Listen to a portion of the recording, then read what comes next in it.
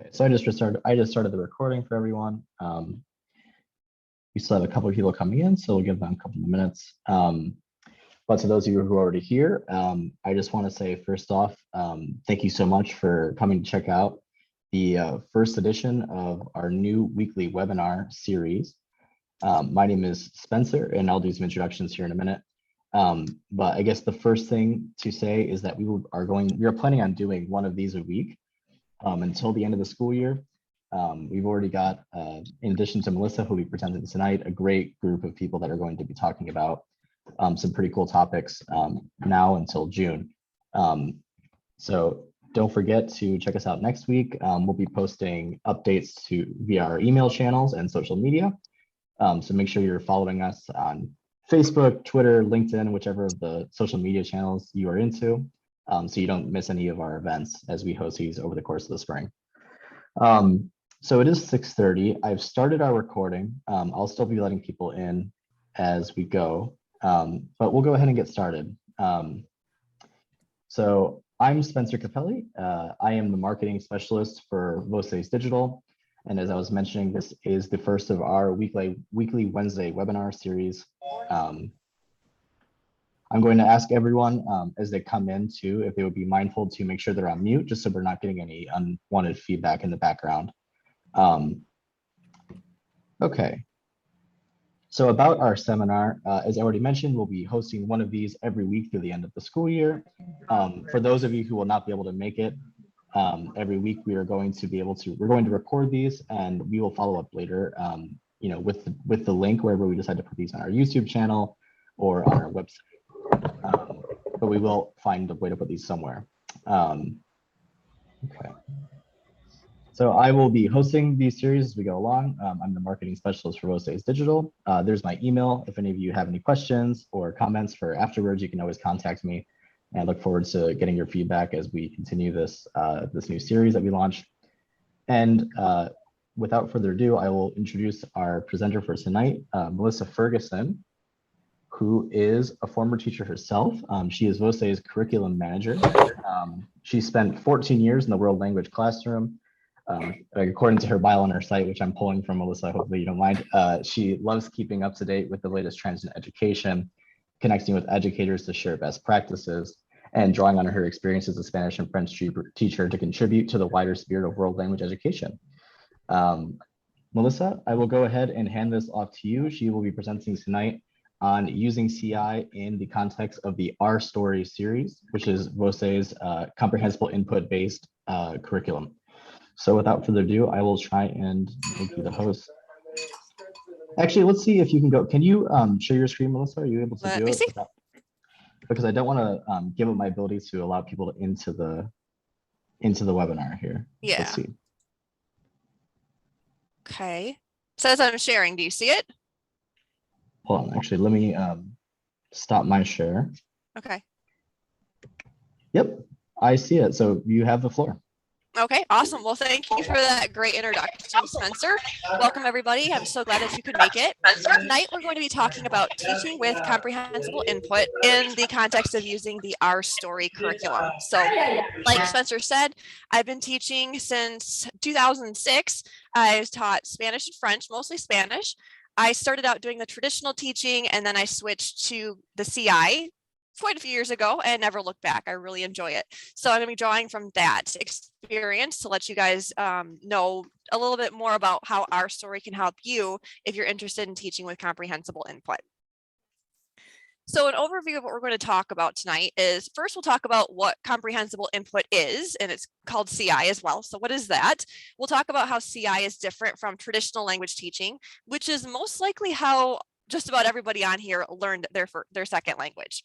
We'll also look at ways to make input comprehensible in the classroom. Then we'll look at CI strategies specific to Our Story that you can use in the classroom. And then we'll wrap up with some advantages of teaching with comprehensible input, how it benefits you and how it benefits your students. So starting out, teaching with comprehensible input, or CI. What is it? It is based on Stephen Krashen's comprehensible input hypothesis. And what he said was comprehensible input is I+1. So what that means is the I is what students already understand, and the +1 is a little bit more. So when you're teaching with comprehensible input, you're using language that students already understand, either because they've seen it before or it's cognates, and then a little bit of extra vocabulary to push their language abilities just a little bit further. So CI is quite a bit different from traditional language teaching, and it mostly boils down to acquisition versus memorization. So when you're teaching with comprehensible input, the entire goal is for students to acquire language, versus with traditional teaching, it's a whole lot of memorization. You memorize how to conjugate verbs, you memorize vocab lists. We're not really focusing on that with comprehensible input. Instead, we're trying to get students to acquire the language. So that has some pretty big implications for what comprehensible input looks like. So it's pretty different in terms of vocabulary. With traditional teaching, you're used to the long vocabulary list, so lots and lots of words to memorize. But when you switch to comprehensible input, you're not focusing on vocab lists, rather you have target structures. And target structures are usable chunks of language that students can use for communication. They're verbs that are already conjugated, they're ready to plug into a sentence and use for communication. And as you can see with this example here, target structures, a list of target structures is a lot shorter than a traditional vocabulary list. So this one right here, that's all of the target structures used for a particular story. So much shorter, but students can plug it in and they can use it for communication right away. CI is also really different from traditional teaching in the methods that are used. So with traditional teaching, it's more of teaching about the language. So with this example here, you can see that everything's about how to use the language, and there's a whole lot of students' first language to explain how that's done. So grammar is explicitly taught. With comprehensible input, instead, you're teaching about things with the language. So you're not teaching students how to conjugate verbs or where to put their accent marks or anything like that. You're teaching about things that will be high interest to them with the target language. So you see there's a lot more target language that's used in a comprehensible input classroom, and the grammar is more acquired through repeated exposure. So when students see the grammar that's used correctly repeatedly, time after time after time, they start to acquire that without having to give it conscious thought. It just starts to feel natural and it makes sense to them. And CI is really different from traditional teaching in terms of communication goals. So with traditional teaching, the focus is on accurate communication. Are the verbs conjugated correctly? Do you have your words spelled correctly? Are accent marks in the correct spot? With comprehensible input, it's different because we're focusing instead on effective communication. So it's all about, can students get their point across using a language? So looking at this example rubric I have here, looking at column number 3, some things that really jumped out at me from our story is that we're focusing on words and short phrases. We're not requiring that students speak in complete sentences. They're just, using the language to say what they need to say. And it also is really important to note that they're being creative. So we're encouraging students to take the language and make it their own and exercise their creativity while using the target language. Looking over here at column 4 for the highest score, the main goal is to have a successful exchange of ideas. So there's nothing about conjugating verbs or accent marks or anything like that. It's, can you get your point across? And again, we're asking students to combine the target structures in novel ways. So we're really encouraging students to take the language and make it their own. And this last thing here is key. My errors do not interfere with communication. So with CI, we know that students are going to make errors, and we accept that because what we're looking for is communication rather than perfection. So now that we know what comprehensible input is, how can you make input comprehensible in your classroom? So the first way, and probably the easiest and most obvious way, is through translations. So when you go into our story, regardless of what language you're teaching, you're going to see the target structures and a translation that's given as well. The really cool thing is that we also have this gramophone icon right here. So you click on that and the students will hear what that sounds like as well by a native speaker.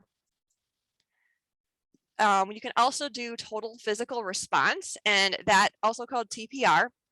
is getting students involved in acting out motions for the target structures. So when you do that, you're getting the target structures built into students' muscle memory so that they acquire it more naturally and more quickly. And in our story, we give you a bunch of suggestions. Here's what you could do to act out these words. And then you act them out with your students, do that repeatedly, and it starts to just become natural to them. You do the motion and they know what that word is.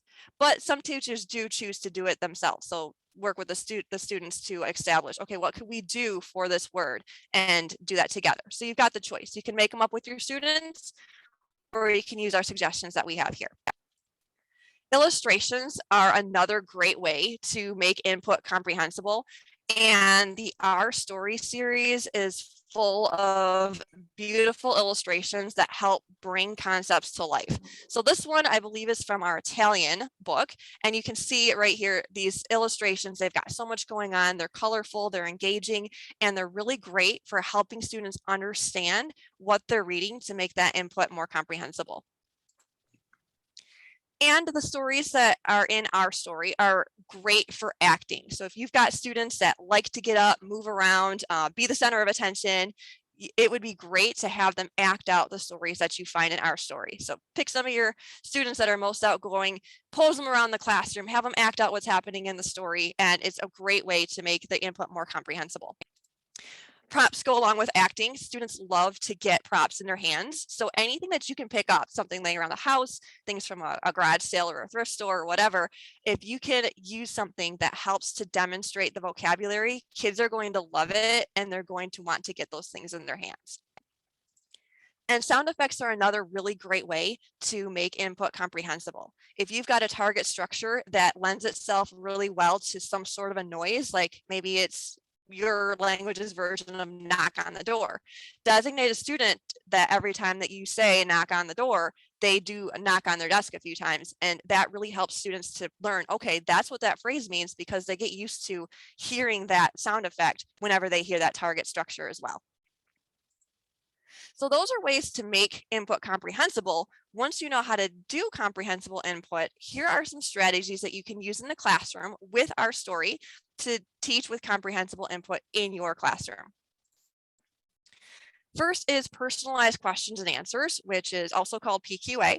And this is simply just using the target structures with a bunch of questions to engage student with the target structures in a way that's personal to them and meaningful to them. It gives them lots of repetitions of the target structures, so they're used to hearing them. They start to get familiar with knowing what they are before you do anything else with the target structures. You can also do a picture talk. Our Story is full of beautiful pictures from target cultures. So to do a picture talk, just pick out a picture that you like from whatever book it is that you're doing and start asking students questions about the pictures. You can ask them to make some observations. What do you see in this picture? You can have them give some opinions of it. What do you think about this? Do you like it? Would you like to be here? You know, depending on what the picture is. And you can even have students do some inferences about the context of the picture. What do you think is happening here? What do you think is going to happen next? And picture talk is a great way to get students really engaging with target culture, if that's what you're showing a picture of, and using those target structures. Story asking it started out as pretty much the backbone of comprehensible input, and then comprehensible input grew to encompass many more things. But story asking is making a story with your students that is unique to your class.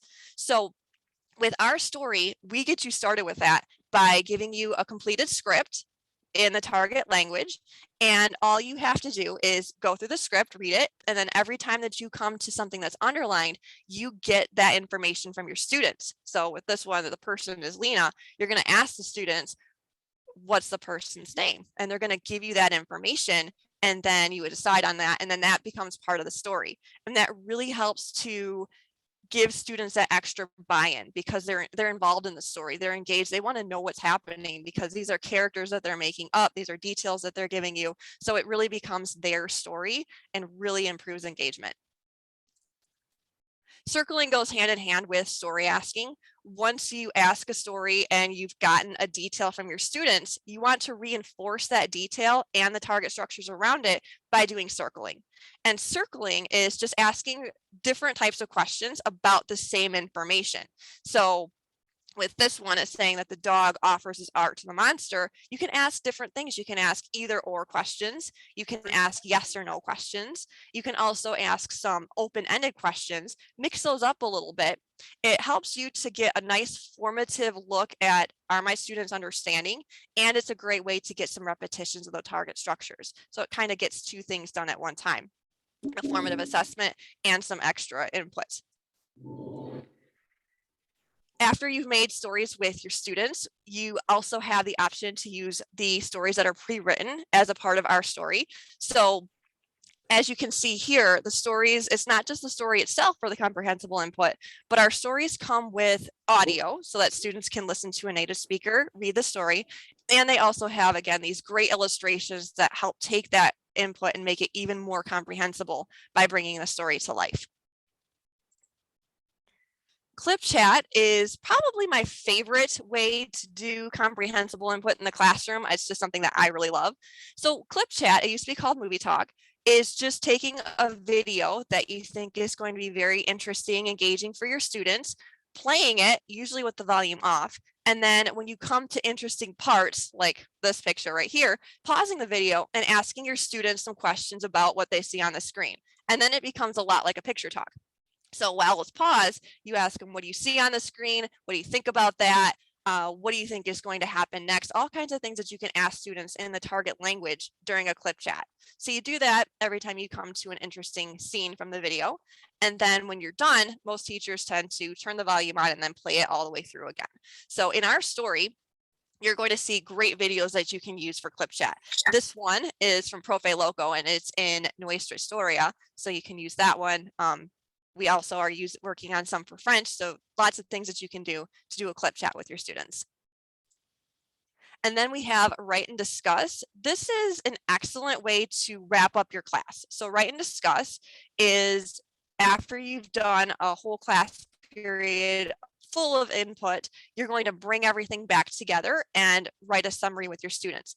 But you're doing it in a comprehensible way again. So you look at the pictures, ask some questions about it, and then you're writing as students are writing as well. So they're helping to review and they're also generating that language and copying it down. So you're getting one last little bit of comprehensible input before you wrap class up for the day. And then of course we have novels, which are an amazing way to provide comprehensible input for your students. So we have novels that are built right into the curriculum. This is an example of one that is built into our French curriculum. And novels are a great way to give students language in context, of an extended context. So they're interested in reading, they want to know what's happening with these characters. Super engaging, a great way to provide a comprehensible input. So it's quite a paradigm shift to start teaching with comprehensible input, but it really is advantageous to make that leap and to give it a try. So here are some of the things that you'll notice when you start teaching with comprehensible input. So one of the major things is that it does lower students' affective filters.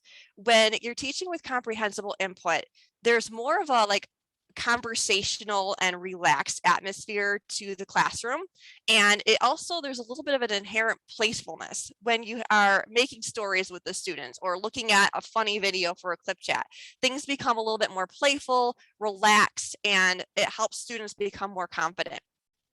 Also, the fact that it's focused on input instead of output gives students that time to take in the language, build up some confidence instead of focusing on output, output, output. You have to say this correctly. They get to hear lots and lots of input, get comfortable with the language, become confident, and that also helps to lower the students' affective filters. Comprehensible input also helps you to make great relationships with your students. When you're doing things like PQA and finding out information about your students or making a story with them and having fun laughing about whatever crazy ideas they give you for a story, that helps you to build a very strong bond with your students. You can remember things that students brought up during PQA, and you can say later, you know, even in the first language, hey, how is this going on? Or, you know, whatever it is that you learned about that. So it's a great way to learn more about your students, build relationships with them, and keep those relationships going by following up, even if it's in the first language after the PQA has already taken place. Comprehensible input also allows you to teach the culture in the target language. So a lot of times when we're working with a traditional text, it's Spanish or, you know, target language, and then when you come to the culture, it switches back to the student's first language. But with comprehensible input, we're focusing on teaching about things with the target language, so you can use the target language to teach about the culture. So we have an example here of, and you can see this is entirely in the target language, because students have the language, they have the structures, they know how to read about it, and they can learn about culture in the target language instead of in their first language. And of course, comprehensible input makes students more active learners. It might seem counterintuitive at first because of it sounds like they're just taking in input, but they're also involved in all of these things. So they're doing the TPR motions with you. They're answering the PQA questions. They're talking about the pictures or the videos. They're providing details for stories.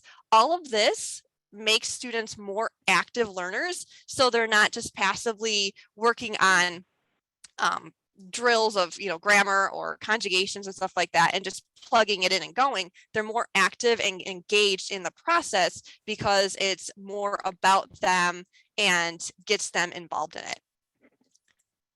All right, so that wraps things up. So what we looked at today was, first of all, talking about CI, and we defined it as what students know plus a little bit more. That's what you're going to be focusing on when you're teaching with comprehensible input. Then we compared comprehensible input versus traditional, and we talked about how it is CI is acquisition versus traditional is more about memorization. So that affects the method of how you teach, whereas traditional was focusing on teaching about the language, and then CI is teaching with the language. We talked about vocabulary and how CI has much shorter vocabulary lists because they're target structures that are already ready to use in the language. So conjugated verbs, phrases that students can just plug in to use for communication. And then we talked about how communication goals are different with CI versus traditional.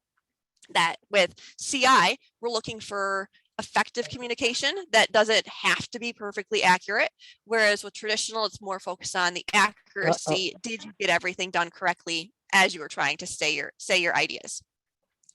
Then we looked at ways that you can make input comprehensible, such as translations, doing total physical response or TPR with your students, using illustrations to demonstrate what's happening in stories, and then getting students involved with acting, props, or sound effects. After that, if you guys would please mute your computers. Can I get you to mute? Thank you very much. And then we looked at some CI strategies for the classroom that are built right into our story. So there's the personalized question and answers to get students familiar with the target structures. There's picture talk, which you can use to talk about any sort of picture from the stories or target culture or whatever it is that you want to look at. There's story asking to build buy-in by having students help create the story with you. Circling to reinforce the ideas that students contribute to the stories. Then there's the stories that are built into our story and have audio and pictures to go along with them. There's clip chat that you can use with any of the videos that are in our story, where you just pause it at interesting points and talk with your students about what they're seeing on the screen. There's also write and discuss, where you review everything that happened during the class period and give a little bit of extra comprehensible input right before students leave the room.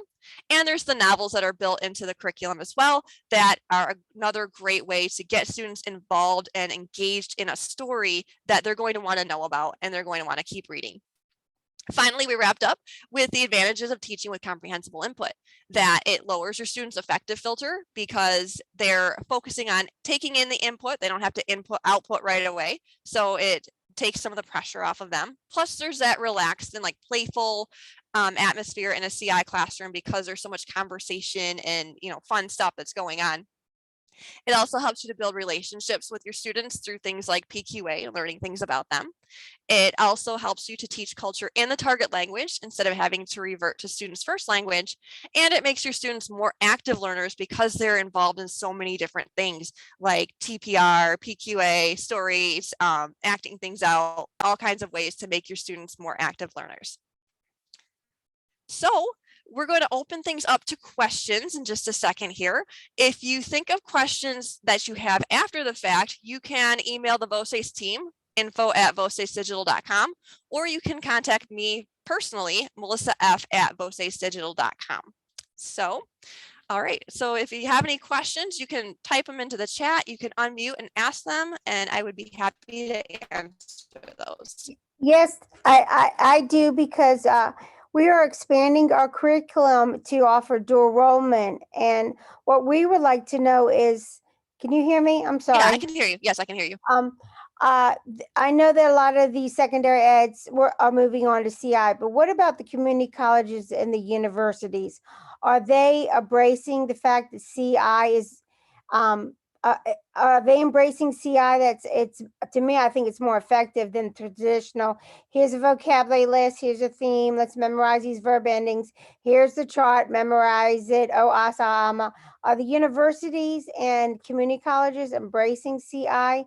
And you have to take a placement test. How are the students that are coming from a CI environment in the high school? How are they transitioning over to the university levels? Do you see what I mean? I do know what you mean. I don't have a lot of experience working with universities, so I know that it's a very slow process and that some are embracing it and taking and doing that kind of methods in their classes. It is slower, I think, than the high schools are. But what I've heard anecdotally is that students that have learned with comprehensible input, they're able to remember things better because it's more meaningful to them. So it's not like I took a class for a year, summer went by and I forgot everything. Things stick with them better because it was a more meaningful interaction and they acquired it rather than memorized it. Thank you. You're welcome. Melissa, I can maybe add to Jill's question. Okay, great. The university that partners with our high school for the College Credit Plus courses, I teach those Spanish courses and we use a textbook. We do not use CI. And the curriculum that they have with the textbook, the pacing is so fast and the load is so much that it's impossible to use CI, even though I do CI with my high school courses. So I would agree with Melissa in the fact that some are slowly trying to come around, but for the most part, I haven't seen that they are making that change. Thanks for chiming that in, Jen. I appreciate it. Thanks, Jenna. Melissa, I saw that a couple people dropped in the chat a question about using CI with standards. How neatly it kind of aligns with standards and, it's using CI in a standards-based curriculum. Do you have just real quick, any sort of insight into, using CI in a standards-based curriculum or adapting? Have you had issues with that in the past, or maybe you could elaborate a little bit? I think it's a lot easier to teach the standards because you've got so much more leeway. You can do anything that you want to in CI. I mean, it's not linear. You can change it to whatever you want it to be at any time because you're teaching with the language instead of about the language. So you can adapt it to really anything that you want it to be. So you take your standard and just take, whatever language you want to make it about and use that language, and you can adapt it very easily. More so, I think, than with a traditional where you've got your vocab list and your certain words that you have to work on. CI is super, super flexible, where you want to come in one day and talk about something that happened in the news last night or something. You can pull that up as like an image or a video, picture talk it, clip chat it. And again, it's just super flexible what you can do with CI. Excellent. I have a couple more questions that I wrote down here, but if anyone has anything that that they wanted to learn more about, I saw a couple people talked about TPRS. One of the more interesting questions I saw about TPRS, I can't remember who it was. Someone in the chat asked, what do you do with students who are reluctant to participate with TPRS? Maybe they're not getting into it, or they just don't want to be involved. What's your advice there, Melissa? Well, there's different approaches that you can take. I know that some are very, very steadfast and you are going to participate in this. So they'll, make that eye contact with the students that are not, like if you're doing TPR or something like that. So you'll look at that student and you'll keep doing it until that student gives in. It's really a matter of picking your battles. And when I was teaching, I was more of, we're going to do some motions and this is going to help you immensely if you choose to do it. If you don't choose to do it, that's on you. But when you start struggling, I'm probably going to tell you, do the motions because now you're struggling. So it really is a teacher preference as to what you do with those students that really just don't want to. Awesome. That's great insight, Melissa. And again, the whole presentation I think is super valuable for veterans of CI and people who are just trying to dip their toes into it alike. So I know that we are at time actually now. And so I do want to honor, our 30-minute agreement here. If anyone else has any other questions, as Melissa mentioned, please feel free to email us at info@vocesdigital.com. Once more, that's info@vocesdigital.com. We'd be happy to answer any questions about the curriculum or just learning more about VOCEs in general. Just a reminder, this will be an ongoing series next week. Next week, I can share that we have, for those of you who are here, Jen Dagenhart. If you know her, she will be presenting. And sorry, I have a little bit of feedback, but yeah, just don't forget that we'll be doing this every Wednesday. Thank you all so much for coming to check us out tonight. And we look forward to having you again this time next week. So take care and see you soon. Thanks, everyone. Bye. Thank Bye. you. Thanks. Have a good night. Thank you. Good night. Thank you. Thank Have you, a great everyone. night. Good night, everybody.